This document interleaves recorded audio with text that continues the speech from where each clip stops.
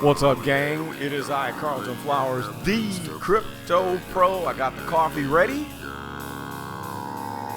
and it is time to rip straight down the list and see what's happening on the favorites. So let's just jump right into it and turn my ugly mug off. See ya. All right, the Dow. So we see that the Dow is taking a little bit of an uptick. We're at 27,739. And when is this thing going to take a dive bomb? I've been waiting for a week for it to go down, and it's just not. So we'll just have to watch the birdie, because we know that the Dow and Bitcoin tend to go in somewhat opposite directions, but we'll take a look at the dollar, the US dollar also, and see what's happening there. So Bitcoin is at 11,798, and we're touching right back down on this line. So that is kind of interesting that we're back down here to this baseline. So here's our base running, and we're just below it on the 4-hour candle. So if we can't stay up above that line so we can move back up to the 12,327 and break that again, we might have a correction and be looking back down here somewhere in this area here where there's a CME gap height. All right, but we'll talk more about that later. Let's move on to the next one, XRP, the one you love to hate. Okay, XRP does have something that is rather encouraging. I'm happy about my XRP bag right now because we see that that is a circle and not, I wanted an arrow. Here we go. Let's try that again. Here's our ascending base line here. And so on the last video, we talked about how we bounced off the line and we came back up. And now I'm looking for this to settle back down to the line. And then I want to know what is going to happen when we hit that line. So if we hit the line here, which I suspect we're going to start to move back up to one of these fib circle rings, but if it violates that line, look for a pretty nice drop, and we're going to go back down to this descending green line, which honestly could send us down to around 22.5 cents, but we'll just have to see. If Bitcoin dumps, I look for XRP to do the same thing at the same time. So just keep your eyes on the birdie there. Let's move to the next one. DNT, District 0X, is pumping a little bit again, but notice one thing, that we're getting some diminishing returns. So here we have, let's just put some points here. Here's peak number 1, here's peak number 2, here's peak number 3 that appears to be done right around this top fib circle boundary. Here's our ascending line right there, our ascending baseline. And so I assume we're going to come back down to here within the next 24 hours or less, however many 4-hour bars it takes to get to that point.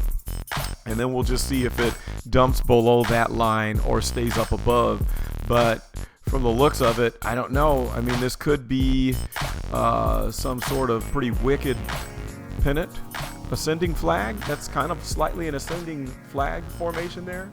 But anyway, the numbers on DNT look great. I like the circulating supply. I like the float. I like everything about DNT. So hopefully I'm going to be loading up with some more DNT in the near future as soon as my Coinbase Pro amount clears, because I was lazy and didn't send money a few days ago to have it ready, and now I got to wait the 3 to 5 stupid banking days for that money to get there so I can jump on some more stuff. All right, so let's clear that off and move it on down the line. Next we have Lynn. Lynn just won't stop. Wow. Okay. Finally, it hits a peak here and is starting to correct. I thought maybe that we would correct down to this baseline, the ascending baseline, and it did not. We didn't even come close to the 50-day EMA, and it just pumped right back up. But notice how we got a reverse on the, I think that's the 1.618 fib circle boundary. That's kind of interesting. So maybe we'll finally get a massive correction here. And again, if it coincides with BTC going down, maybe we'll see 45 cents again. But Linda's just so strong right now. And notice when we the stochastic was going down, we never even got into the oversold zone down here. It only went down to about, say, 35%. And then started to go back up again. So, wow. I'm still upset that I sold this at 22 cents. Yeah, I did that. All right, Loom. What's Loom looking like? Look at that pump. Almost at 4 cents. But again, If this is peak number 4, okay, let's like undo that. We need to reset the numbering. There's number 1. If we get rejected at this fib circle boundary here, which I believe we will, and I think this is the 3.618 of this light line, and notice how we are bouncing from line to line. I have a whole bunch here. I need to clear this out so we can like make sense of it, but this would be number 2. So my guess would be that we come back down to this baseline and continue to make this flag formation. And then, of course, my assumption is since we are in a bull market, we're going to do this. So Loom, I think I'm in, oh boy, I think it was maybe 2 cents, 2.2. So I'm just about at a double on Loom, and I'm still looking to load up more because it is a very interesting DeFi project. But more interesting to me is the fact that Loom is involved in the pharmaceutical industry, and there's some pretty good use case for it. So moving right along, GNT, it's pumping again, making a nice almost higher high. Well, really, when you count the 4-hour candle, it's a higher high. So maybe it'll start to come back down towards this ascending line, towards the 50-day EMA, and it's going to move up again. And this is another one that I knew about back here, was contemplating hitting that trigger at 4 cents, and I didn't. So that's a, 150% growth since then? All right, Ethereum is doing the same thing that Bitcoin is doing. However, Ethereum never did break below this trend line. So what's it going to do as Ethereum gas fees are going out the window for all the ERC20 tokens, which makes me almost want to consider getting back into Tron. Yeah, I said it, Tron, which is an Ethereum clone without the fees. Now, if DeFi projects can go nuts on the ERC20 platform, what do you think is going to happen when all the clone identical projects get to pumping on the Tron network, on the TRC20 network? We'll just have to see. So maybe we'll see a pump here, but if Bitcoin takes a dive, if this ever breaks this line, I think there's going to be a massive correction coming in. So keep your eyes on the prize. Key, one of my favorite. So we're bouncing up and down. And, of course, I was hoping that Key would correct and bring us all the way back down to this blue line, which it still can. I would have loved to pick up some more at 0.00155, somewhere around there. But today, as it was climbing up here, it decided to peter out and come on back down. So is it going to stop at the 200-day EMA, or is it going to come down to this baseline here? The stochastic is in the middle. I don't know what this is going to do, but if you see the blue line curling down, see how this blue line is kind of changing trajectory and curling back down just a little bit, and it looks like the red line is going straight up, which would represent a cross. And of course, that would mean that we're going to come back down here and start to test the lower areas on the stochastic. Okay, so this one is just 50-50. I don't know how to call it. Don't know what's going to happen here. I hope it doesn't do this because I'm waiting on my money to clear so I can load up and get more. I think anything below the 2 level, even 2.4, is fine, because once Key makes a move, you're looking at the 10x possibility of just 0.002 moving to 2 cents. God forbid 20 cents. This has the potential of a 100 bagger. And if you'll look on my Excel spreadsheet to see similar projects that have similar market caps, similar circulating supply and total supplies, the math works out where Key could do a 10x to a 100x. It's very possible. Let's clear that. Move on to the next one. We got MFT. Whoops, I forgot to clear that. So mainframe, this one is a hard one to call. It kind of looks like it's losing a little bit of steam. Once this stochastic gets finished here, I think we're going to bounce down back towards this line. Hopefully, that's what I'm hoping, because I want to pick some up before we move back up here above 0.004. Now, can you imagine that? If this comes back down to 0025 and then makes that move back above 4 or higher, this is an easy double. Who knows? It could be the next daily double. So volume-wise, look at the volume. It's just kind of decreasing here, which tells me that this is going to peter out. We're going to come down. And then once we get the volume coming back in, I think that will push the price up, and maybe we'll get the next little run here. All right, so that's mainframe. Mana is still correcting and looking weak. And honestly, I think we're going to correct all the way back down to this baseline. Let's make that red. I want to see that red so I can influence that price to come down so I can jump back in and get it. I think Mana is a pretty cool project. And if you haven't seen the website, go look at it. So you see the big old worlds where you build worlds. It's really cool. It's kind of like a blockchain Roblox, or what's that crazy game that all the kids are playing, the cool kids play? Minecraft. It's like a Minecraft, and it's blockchain based. So people purchase upgrades and purchase land on the website. And you know how video game nuts are. So as long as there are video game nuts, I think this thing actually has a usable, viable future. All right, let's just rip real fast. CVC is obviously at a pivot point. Notice how it touched right there on the magical Fib Circle ring, which to me, I think we're going to come back down here to the blue baseline until we hit this ring again. And then it might go look for the next point up as it crosses the, what is that going to be, the 1.618?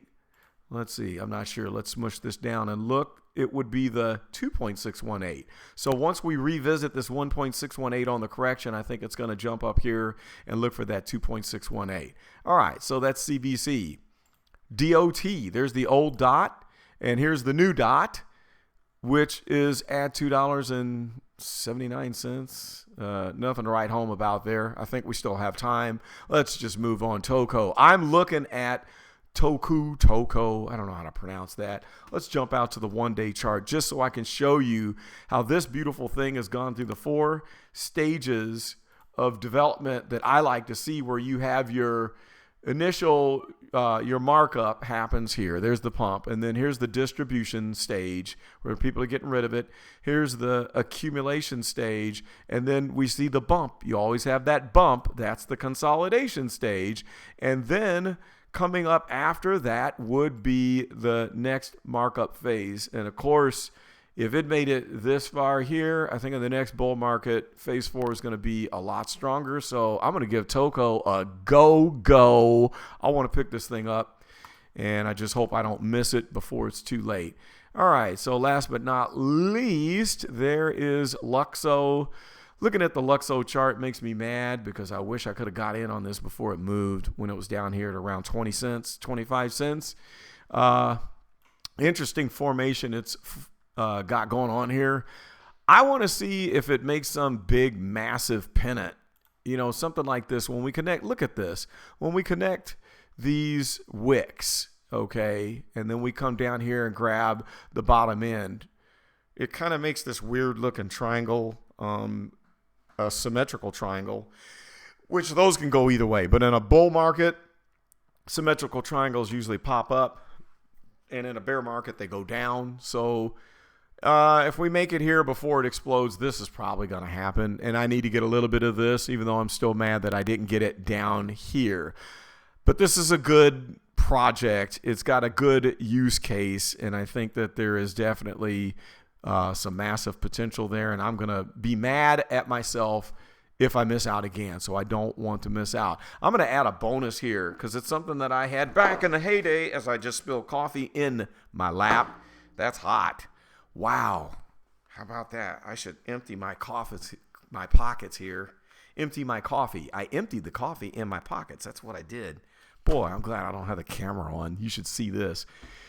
So as I was trying to say before I so rudely interrupted myself by spilling hot coffee in the crotch area, Storm X, the Storm project. I was in on this back in the 2017-2018 run in the heyday, and I sold it after I figured it was a dead project,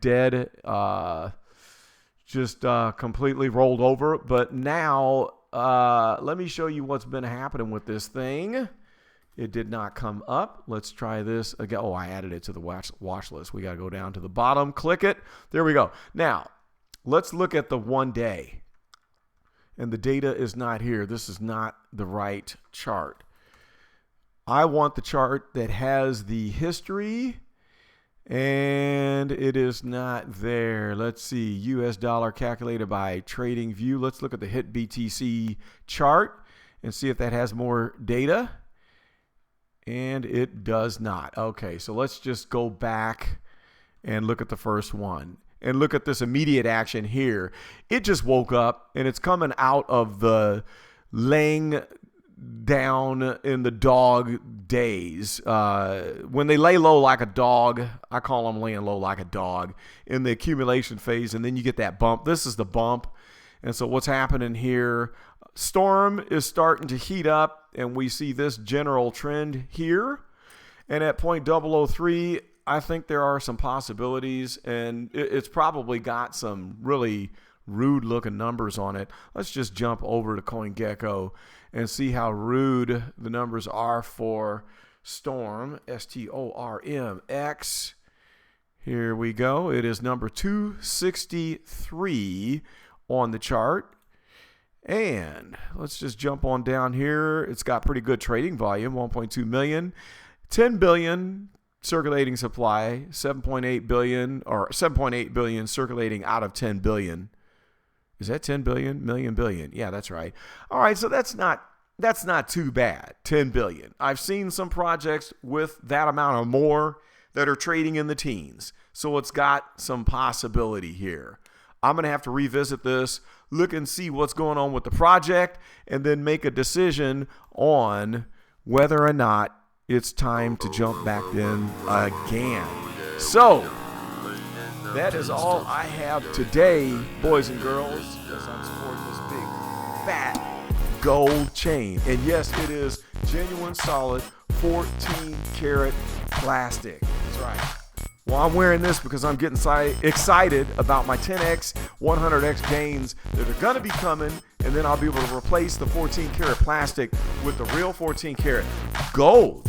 Okay, got to have a little bling bling, little motivation. It's good, not bad, as George Bush would say. It's good.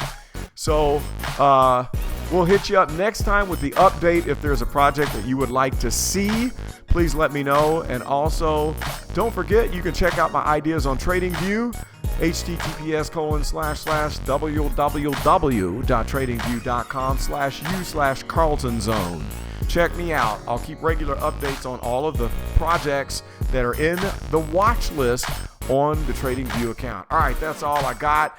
Last but not least, don't make any decisions based on what I said. I'm not a financial advisor. I am an entertainer. Definitely do not listen. Bad advice. Okay, that's all. We will see you next time.